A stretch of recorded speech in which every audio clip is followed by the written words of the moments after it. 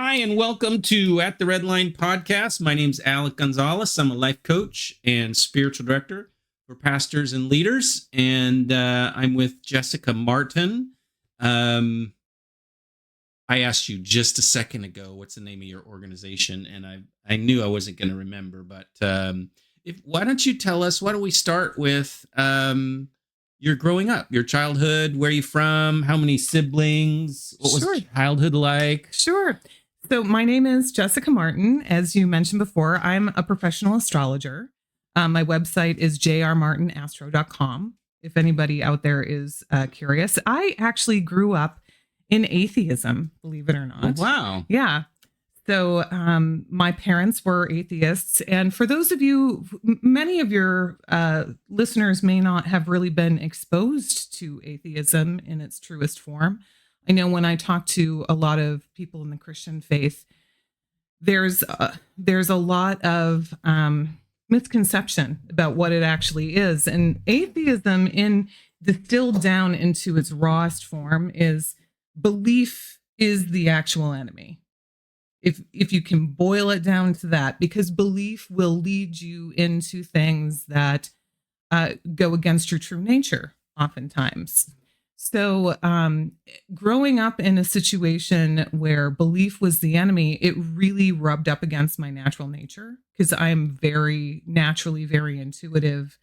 I have a lot of spiritual gifts, as people put it. I know things. I've had prophetic dreams. I have given people, neighbors of mine, people I barely knew really, information that they'd been waiting 25 years for from dead relatives. A dead relative came to me in a dream one time. I've always had experiences like this throughout childhood. And what I think is really interesting is because it flew in the face of atheism, as in belief is the enemy. A lot of my perspective about how I grew up in terms of faith really rubbed up against what I knew to be true. There was just an internal knowing. That's so cool. Of what I felt was true. Yeah. Wow. But it was a really interesting family dynamic because my family culture did not support things that were clearly happening to me. Like they had we had no vocabulary for it. Right. That was supportive. Right. Right. We call that a framework in the Christian theology, framework for faith, or a framework for, a relationship. Sure. That's really interesting. There was, yes, exactly. There was no framework or language for it, because how do you say when, and it also, I have become, because of my background, I've almost become obsessed with this idea of faith, because I always had it instilled very internally and very subtly in my being. Yet everything in my family culture they always had a way to explain it. It was the cult of science, which I don't like using the word cult when it comes to assigning a meaning to any kind of organization. But when a group sort of forces people to assimilate to their idea because they can explain or invalidate somebody else's personal system, I think you start getting a little culty. And that's a fair statement, right? And as someone who grew up in a culture without faith, I look at a lot of religious structure, and I see that's culty too. So, but what I think it really gets distilled down to is when it comes down to it, our spirituality is very personal, and it's supposed to be individual. You are not supposed to connect with the creator the way I'm supposed to connect with divinity, right? Because we're two very different people. we were born in the same or different years. We were, born of different cultures, different DNA, all the things. There's no way that we are going to have the same experience. I totally agree with the essence of what you're saying. Mm-hmm. I mean, I totally agree with it because God is, so big and so expansive, so amazing, right? Yeah. And we are all diverse. My wife says something to me a while back. She was pondering. She comes from a family that her mother was deaf, and so she does sign language. And she was saying to me, she said, the one thing about the deaf community is that everybody is so incredibly unique. Mm-hmm. And then as I really started to look at everybody, that's everyone, like everybody, we are so unique, and we try to find commonality. We try to find unanimity, but the reality is that we are incredibly diverse. Exactly. And God is really okay with that, in my view. And so it was by design. Right. It was by design because we are mere fractals of that expression, of that divine expression. Funny you said that. My pastor was actually preaching on a word that says that in the Bible. The problem is that we, Christian leaders, humans, try to make sense of it, right? We try to create a framework. Yeah. And once we create the framework, then it's confining. Everything has to fit neatly within the structure. Right. Yeah. It becomes confining, and then we don't allow for, like you call it, the diversity or the expanse, right? The other nations, the other worlds across the seas. Yeah. And you people, when they tend to pigeonhole themselves, they confine that spiritual growth. Yeah. Interesting. Yeah. Well, I know a lot of my evangelical friends are going to be annoyed with me, but let's continue. Awesome. Well, I'm sorry to annoy the evangelicals out there. There's really nothing about the way I see things that I feel. The way I do things in astrology is actually very faith friendly because it doesn't fly in the face of what you believe. Yeah. It's actually really supportive of what you believe. And when I look at astrology, I'm merely looking at a map of the gravity at the time of your birth. So, for instance, let's hold off on the conversation. Sure. I want to get to that, but I want to get to that later. Okay. I really want to start with your family of origin, childhood. That stuff's interesting to me. Okay. So I grew up in Midwestern Wisconsin. So very, very small town, dairy farm country. Oh, nice. Yes. Grew up raising animals. On a farm? The absolute structure. We grew and ate a lot of our own food. Oh, how well, a lot of people think about it as being very romanticized. Well, it's romantic. Hello. It seems like it. It seems like until you're 12 years old and you have to go feed the chickens every morning. When you're up at 5 a.m. to feed the cows, and you're grounded because you have to be home at 5 o'clock to milk the cows, and all the things. Yes. It's a lot. Well, it's a family culture that most of us don't really identify with anymore. That's for sure. So for some reason, I think it's really cool because one of my best friends was raised on a farm, and one of the things I've noticed is a person that was raised on a farm. This is my opinion. So I'd love to hear your opinion. Sure. Everybody raised on a farm has the sort of internal knowing that they can do anything. Oh yeah. Like anything can be fixed. Yep. Anything they can do anything. There's nothing. It's all about just stick-to-itiveness and ingenuity. And I'm going to do this until it's done. Who am I going to call? You know. Yeah. So and everything. If something's filthy, it's still fine. It's just dirty. It can be cleaned. You really do grow up in an environment where you're just more down to earth. Yeah. You're more grounded. You're absolutely more grounded because at the end of the day, it doesn't matter if you're upset. You have to feed the animals. Right. It doesn't matter if you think your life is over because the boy rejected you. You have to get yourself together. You have to get yourself together. And the wonderful thing about it is growing up where most of my closest friends were animals. I grew up in a very, very small town. Only 32 people, including me in my graduating class. 32 people in your town? No, in my graduating class. 32 people in your class. There were 650 people in the town I grew up in. Not bad. Well, how far away from town were you? I was 4 miles out of town. Okay. Yeah. And we were so rural that we had neighbors who were Amish. Oh, wow. Yeah. Nice. So I was exposed to other cultural, religious backgrounds Okay. and extreme religious backgrounds as well.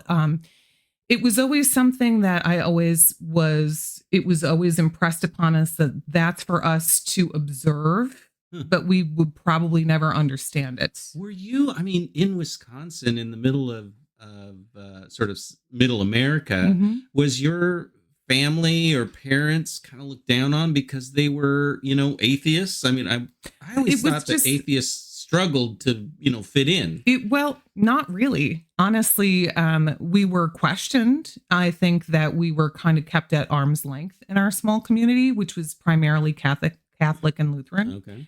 Um, we just didn't do the social things that a lot of people did. And in some ways we were super active socially. Like I was really, really active in school. I played sports. I was an FFA. I was an avid 4-H member. Really, really active and social. Oh, cool. So it was, I think in a lot of ways, like, I was the first atheist that was open about it in our high school. Interesting. And the reason it came out was because we'd had a new choir teacher who was bringing out all of the hymnals, and that's all we were singing in our concerts. And myself and another girl who was questioning faith that she was growing up in decided that, like, listen, this is a public school. I'm really being excluded. And so we took a stand. Wow. And it was one of the things that probably defined my middle school What years. year was that? I think I was in 8th grade, I think. I know, but what year? I mean, Oh, gosh. 1980? I mean, 19... Oh, no. So I graduated in 94. So it was probably 88 or 89. Yeah. Which was not done back then. It just wasn't done. My sister was the first girl to play Little League with the boys in Seattle. Yeah. And I remember it being such a big deal. Mm-hmm. But I mean, to us, we were just proud of my sisters, and all the girls. We had 3 sisters and they were all athletes, So she wanted to play Little League and we were pretty proud. But I know that a lot of everybody else was looking at us like we're some sort of, rebels. Like we're ruining everything, Rebels. And the thing about it is what went wrong in everybody's life because she played Little League. Yeah. Right. Like if you really boil it down, like what goes wrong in your life because somebody had their moment. Yeah. That's really what it boils down to, and asserts themselves. It takes a lot of one of the things that I learned from that experience is that it took a lot of courage to be the one to stand up and say, I don't think that this is correct. Yeah. Let's have a discussion about this, because that's really where I was coming from. No, I wasn't sophisticated back in 8th grade, but in terms of how I communicated that, but it forced the conversation. The bravest person in the room was the girl who joined me. Oh. Because being the one who says, wow, this is broken, and having the courage to stand up isn't really as hard as the person who decides that, yes, their convictions are correct and I'm going to join them. It's because she actually came from a background of religion and faith.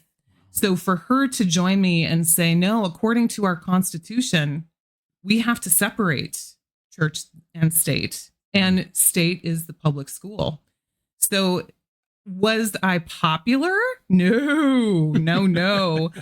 But in looking back, I've had my 20-year high school anniversary. And in looking back, I had no idea that when I was being ostracized at the time, that the 31 people I went to school with would look back on some of the things that I did and go, wow, you were so strong. I had no idea. Wow. Because I was not popular in school. I was not, I didn't have a lot of friends. I was really quite ostracized. Yeah. Well, I'm sorry about that. Well, it's okay. Well, it builds a lot of character. I'll tell you what, when you're not, for those of you out there who are like, oh no, I just, school's just not where it's at for me. Just wait a minute. Yeah. Just give it a minute. Because once you get out into the real world and people, and you actually start moving in ways that are more autonomous and less programmed,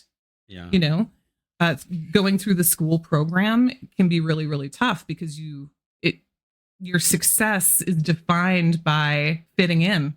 Yeah. But once you leave, that's when you actually get to find your own individuality. And as you and I both know, that is the root of divinity. Finding your individuality. And I'm not saying that you should fly in the face of everything in your culture, but I think that authenticity demands that you stand up for what you know is not right. It is our responsibility to at least bring that up so we can have the conversation. Wow. Jessica, this is so interesting. You language things so differently. It's very challenging and interesting. Let me switch gears on you. One of the things I like to ask is, what is a time in your life, and you might have just gone over it, but and maybe you want to think of another time in your life where you were really challenged and suffered and went through a lot of difficulty, but it was either life transformative or taught you something really beautiful or made you who you are. What I find is that most of us have gone through, tragedy and trouble multiple times. Yeah. And generally, if we're honest, we can look back and go, wow, that's maybe the most best thing that ever happened to me. Or maybe we wouldn't say best, but in the outcome of it was, shaped us in a positive way. Sure. So as with all people, I've had many things in my life that have formed me and shaped me. As a matter of fact, I think one of the things that atheism taught me is you don't have to emotionally attach to the things that change you in your life. That it even distills down to the belief that something is bad or evil or good, or meant for you, quote unquote, is challenged by the thought that belief is not the first thing that we jump to. So there have obviously been everybody has trials in their life, but the one I want to talk about today is what happens. It was 7 years ago, January 7th of 2019. I went out 7:30 in the morning to feed my horses, and we'd had some snow. The horses were kicking up, and I got kicked right in the face by one of my horses, right on underneath my chin. My lower jaw was pulverized, is what the surgeon said. I lost about 1.5 inches of my chin. I now have a titanium implant. All but 4 of my teeth were knocked out. All but 4 of your teeth? Yes. All but 4 of my teeth were knocked loose. I fractured every orbital structure in my face. So my eye sockets, my sinus passage had a fracture. I have had a fracture in the back of my head from concussion. Wow. It was awful. I miraculously did not lose consciousness. Wow. At the point of impact, my body immediately went into shock. I didn't even feel pain. I could feel with my tongue that I had some teeth that were loose. And I looked at my horse and I said, I can't believe you kicked me. Because this was the horse that he was like a giant bunny rabbit. Like, I'm sorry, I'm laughing. No, but that's funny. I really did. It was shocking. But in the moment that it happened, I heard in my mind, like someone clapping their hands and saying, Jessica, wake up. And I realized I was starting to sink down to the ground, and my horses were kicking up all around me. I could have been trampled if I lost consciousness. So I don't know what the disembodied voice, who it was or where it came from, but I know that it stopped me from sinking down to a knee. Uh-huh. I I finished feeding and doing all my chores. Mm-hmm. I then went I was married at the time, and I went back to the house and told my husband at the time we were having some serious problems. I'd found out 3 weeks before that he was texting other women inappropriately, deal breaker type stuff. So we were very tense. I went back to the house and told him he needed to take me to the hospital. He took me to the hospital and he dropped me off there. Now, I could speak, but it was very difficult because you understand that where my tongue was attached was shattered. So it was difficult for me to swallow. It was difficult for me to speak. He dropped me off and he left me there. I needed to be transferred to another hospital. He did come back and pick me up and take me to the other hospital where he also left me. I went into emergency surgery alone. I woke up alone. He came back to pick me up the next day, 2.5 hours after I was discharged. I was sitting in a hallway waiting, not knowing if he would come to pick me up. And on the way home, this man looked at me. He held my hand when he said this, and he said, "We're going to have to be serious about whether or not this marriage is going to continue, because until I know if your face is going to be fixed, don't count on any kind of security." And I had been married 8 months. So that is so brutal. It was a really, really tough time. And at the same time, I physically could not leave. I had 22 surgeries over the next 18 months to put everything, to get everything reconstructed in my face again. So I physically I was not able to extract myself from this abusive dynamic. And I'm not trying to vilify this man. We are not married anymore because that was pretty clear, like the last thing I need to do is be someone's fetish object. I'm a human being with a mind and a soul, and I deserve much better than that. So, but it was a really, really tense period of time. I actually left as I had my things in my horse trailer, and I was moving the day that they announced the lockdown in 2020. Oh my gosh. Yeah. Terrifying. Wow. Because where did you go? I actually was in a little band at the time, and I moved in with my bandmates. So the whole band was able to quarantine together. We were able to continue to do music. It was really lucky, honestly. But imagine, so I've just had a year's worth of surgeries and recoveries. Financially, I'm ruined. I am responsible for myself and 2 horses. My medical bills, I can't even tell you how terrifying that whole experience was. Bit about that. Yeah. And just not knowing where you're ever going to gain footing again. And then as I'm driving my things and moving, I recognized that I'm not going to be able to make a living now because the whole country is locking down. And it, like, if you ever have a moment of, oh shit, that was it.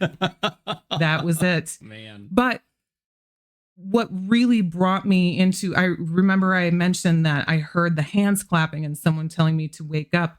That voice did not leave me for a long, long time. I audibly heard, and I can hear my own thoughts. I'm one of those people who can hear my own thoughts. But it was different. It came from a different source. It was outside of me, even though it was happening through me. And that's when I started to really think about myself as being my body, my actual physical body, as being a conduit for the divine.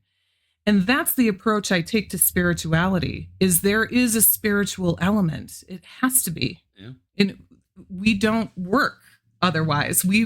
If you want to distill it down scientifically, our bodies are electrical. So we are the ultimate vehicle. Yeah. So if you think about us and being in terms of like a car, a vehicle that our souls are riding around in, dang, we get to play with these bodies. I mean, how fun is it? And they have different sensations, and we go through different. It's an incredible experience. Yeah. There has to be some divinity behind that.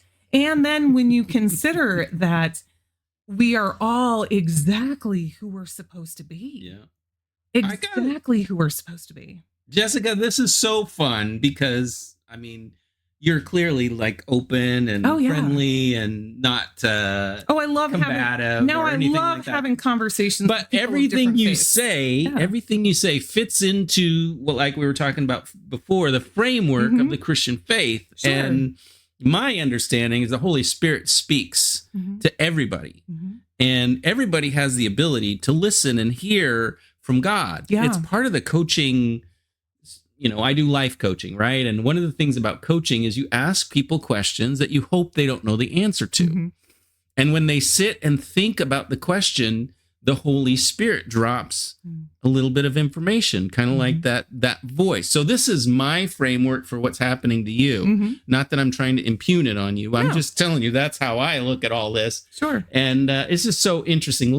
You started this whole conversation, or this whole story, which I'm excited to hear the answer to, with how has something bad, been positive for you. I wonder if you could finish the story and talk about how it's grown you, built you, strengthened you. How do you see that as a net positive? Because that just looks like horrible. And I'll be honest, it was horrible. It was horrible. It was horrible. Oh, yes. I was wired. My mouth was wired shut for 4 months. Oh, God. I lost 65 pounds in 6 months. Oh.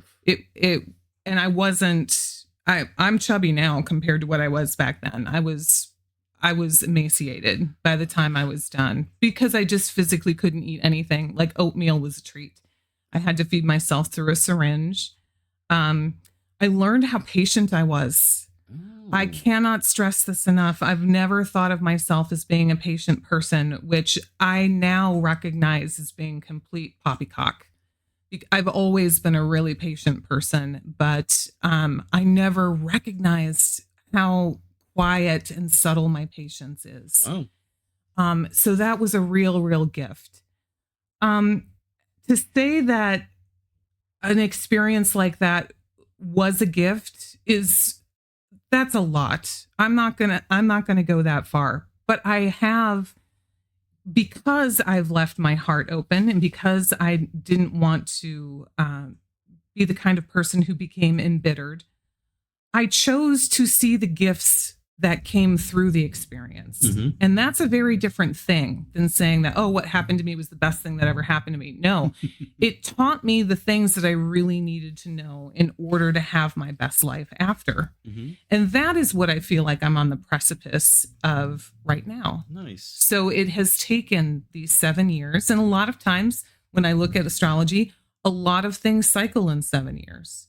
So a lot of relationships have 7-year cycles. They'll mature after 7 years, all of these things. And I felt like my relationship with myself really broadened in the last 7 years. So I don't know very much about you, but I know you're thinking about a trip to Europe. I know that you're into astrology. And I also know that you're the face of some real estate actions in Spokane. Yeah. So I'd like to give you a chance to talk about your work. Sure. Business. What would be a good client, that kind of thing. Sure. So I am a contractor with 425 West 2nd Avenue. It's a building downtown that I'm actively trying to develop business for. So we have space. We've got a clinic area. We've got some mixed warehouse and office. It's really a unique building. It's the old Allied Fire and Safety building. So we've got everything. It used to be a car dealership there. Oh, did it? I'm pretty sure that it used to be like Lincoln or Ford or something. I'm pretty sure. I'm not aware of that history. Yes. But so my role there is to try to bring in appropriate clientele and develop the workspace into something that's cohesive and actually a community that will last. How many? I'm sorry. Totally. Go ahead. I'm an interrupter. How many square feet? How many? 20,000 square feet total. down on the ground floor, and then I have another smaller building that I work with through the same owners as well. Are you a real estate agent? I am not. Okay. You're just the person in charge of bringing in. Yeah, I show the space. I talk to people about what kind of business they have, how they'd like to integrate it into the community. Right now, we're still forming it. We only have 4 businesses in the space. So we're really trying to actively form a community that's going to be cohesive and self-sustaining. What would be a company or, entrepreneur or business that would you just die to have right now? Like right now I'm talking to an art collective, which is kind of like a gym membership for artists. Interesting. I've never heard of such a thing. Well, and it's a collaborative working space. So a lot of artists find that seclusion doesn't really it doesn't give them the juices that they need. It's more of a social thing for them. What about a coffee roaster or an espresso? Absolutely. Company. I'll talk to anybody who wants to come forth. Anything else? You were talking before about there's a bit of a medical. There's a medical clinic there, and we would love to get alternative health practitioners or traditional health practitioners who are striking out into private practice. Okay. Who do you want to walk through the door as a customer? Oh, I want a chiropractor. I want an acupuncturist. I want massage therapists. I want those practitioners, because I really feel that those kinds of practices are underrepresented when it comes to medical community. Chiropractors have some office that's, off somewhere, but to actually bring people together so there's a continuum of care and cohesive referral system, I think would be really wonderful. I think I look at developing communities more than business. Business is kind of on the... You're a Christian. You just don't know it the yet. Back end of it. I don't want to be pigeonholed. Yeah, that's awesome. Because community, you're speaking my language. Yeah. Here. Okay. So you're also a musician. I didn't hear anything about that. Are you a practicing musician? Absolutely. I've been a singer my whole life. Okay. I was a trumpet player for 32 years until I got kicked in the face. I can no longer play the trumpet, but I tried and caused medical issues for myself. So I was like, that's not. So are you in a band? Are you playing somewhere? I'm not in a band right now. Okay. Nope. Where do you practice? Where do you sing? I mostly, you'll find me in an open mic every now and again when I'm in the mood for it. Okay. I love to write, and I'm in a writing phase right now. Okay. I don't enjoy performing the way a lot of musicians enjoy performing. What would be a good contact for you if someone's out there? Oh, go to my website. Okay. My phone number is on my website. If there was a band out there looking for a pretty face to be in front, that would be... I'm way more than a pretty face. Wow. I've got a really powerful instrument. I was also in the band that I didn't mean that quite the way it came out, obviously. With the band that I quarantined with, I was also the percussionist. Okay. So I played... Is that drums, right? I played a cajon, like a traditional set, a cajon and bongos. Okay. So I had a pedal and... Yeah. Okay, but you also talked about this really interesting thing that I thought was really curious, is heading to Europe in some sort of... Yeah, I applied for a fine arts fellowship in Germany. Oh, cool. And since the last time I talked to you, I've actually had some other things come up for me. Actually, next Sunday, flying out to Northern California to interview for a permanent residency in Northern California. Oh, cool. In fine arts. Things are really shaping up. They're for really you, Jessica. popping for me right now. Nice. Yeah. Okay. Let's say someone wants to get a hold of you, Jessica. How would you like them to be in contact? Oh, shoot me an email or shoot me a text. Okay. I'll answer my phone if I don't know who's calling. Okay. Text is the easiest, fastest way to get a hold of me. Why don't you say the number now and I'll put it right here. Oh, sure. It's 509-589-0559. Oh, thanks for all coming. The 5s and 9s. Nice. Well, thank you for coming on my podcast. That was really... Thank you. Really fun. I appreciate you. Totally different than what I'm used to. Well, and I appreciate... I really appreciate your listeners stepping outside of what is comfortable for them sometimes. Yeah. Because I really think that the more we realize that humanity is the actual community, the more we can dissolve the things that polarize us. And I think that's really important, especially right now. Jessica, that is a very deep and powerful sentiment. I think it crosses the divide, but it's also, how do you say this? Hard to hear. Mm-hmm. It's difficult to absorb because we have to take personal accountability. Yeah. If it's hard to hear, I love when things brush up against me in a way where I feel like I'm being petted the wrong way. If it's a little uncomfortable, it's like, oh, why is this grating on me a little bit? That's an opportunity for us to really look deeply within and ask whether or not we are standing in judgment or discernment. I was taught as an atheist to stand in discernment, and belief being the enemy, as it were, put me in that framework to be able to objectively do that.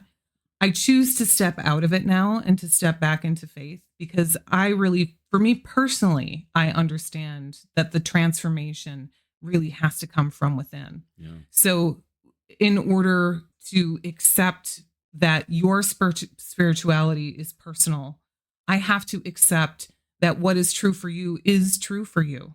And we have to meet each other there. I think it's really, really important that we see that what's happening right now, the reason Americans are so polarized is because we recognize that there are real problems happening right now.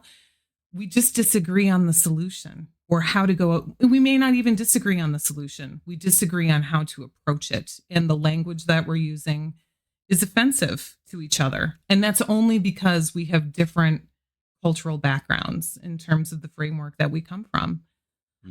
As someone who has been atheist for most of my life, and I identify that way, now it's more alternative spirituality, if you will. It's because it's just a very personal thing.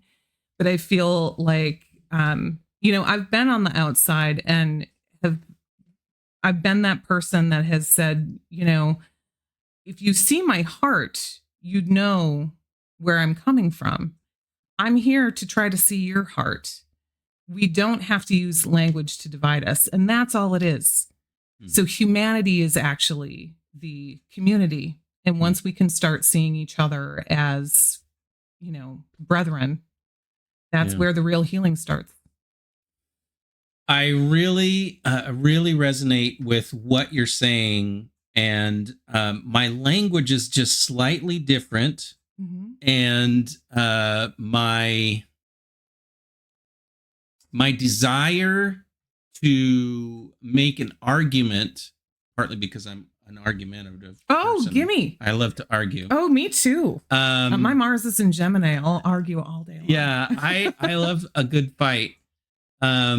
But part of our problem in the evangelical sort of Christian world, right-wing types, people like me, is that we feel like we have to say we were wrong. And that's difficult. And that's hard. It's difficult. That's really hard. Yeah. But I think there's room in the gospel as I see it, which is a little different. Like I'm a little counterintuitive to the evangelical world. There's a lot of things that I am living into. Like I'm real Catholic-y. I don't know if you noticed some of the art here, but I love the Catholics. And a lot of my training in spiritual direction has drawn me into the Catholic world. And I'm comfortable. I'm really comfortable. I'm super comfortable with the Catholics too. Yeah. Worked for the Society of St. Vincent de Paul for 4 years. I love the ceremony.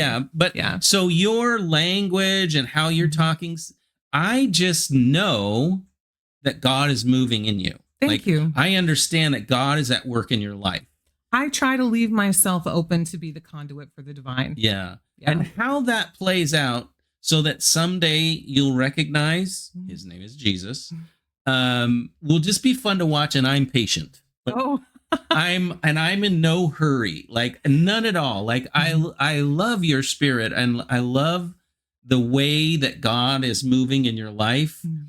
It's just that my box, it's difficult to remove Jesus from that equation or the Holy Spirit. Why would you need to remove Jesus from the equation? He's the Savior. He connects us to God. Like he is the center point of it all. But what have I said that has flown in the face of Jesus?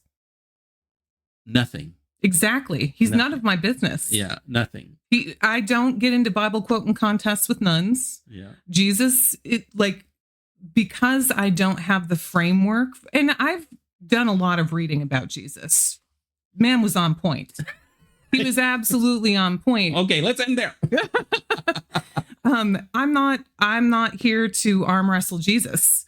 I am here to possibly point out that the people who get hyper fixated on Jesus might broaden their perspective a little bit and understand that there are other things moving through us as well. Mm. And the divine works in more ways than we can see. I agree with you. Yeah, I do. So very interesting dynamic in play. Yeah. I would like to end the conversation, sure. However, but I really appreciate you coming on. Thank and you. I really enjoyed your attitude. Your spirit is Thank really you. Beautiful. Thank you. I appreciate the opportunity. Yeah. Thanks so much. Once again, I'm Alec Gonzalez, coaching the Red Line. Jessica Martin. I'll have some information for you on the bottom for her contact information. If you know someone who's a leader or a pastor who would like a spiritual director or a life coach, or perhaps someone to read the stars, contact Alec at Coaching the Red Line or Jessica Martin. Thanks so much. That's all.